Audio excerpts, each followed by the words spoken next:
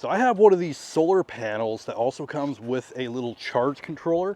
Now this one is rated for 100 watts, so it's perfect for maintaining your batteries or for small batteries where you're going to be powering mostly like sheds, lights, things like that.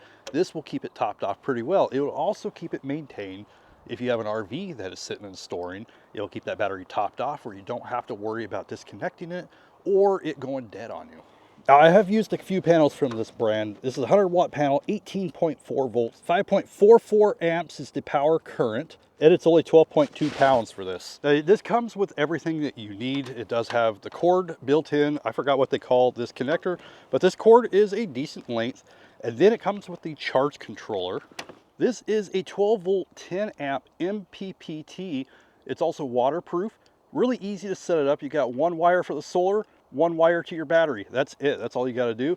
It's also going to let you know that it's in the sun. It is currently charging, and right now we're at 100%, so the green light is on, showing that it is charged. Then it's going to come with these alligator clamps where all you're going to have to do is just connect it to your battery, and that's it. So this is going to be able to charge your battery for up to 100 watts of power.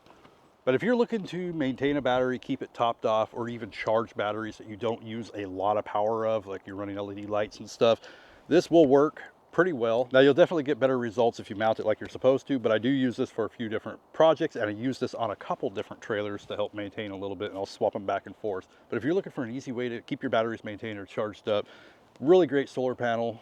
Comes with a little charge controller, has everything that you need to get you started.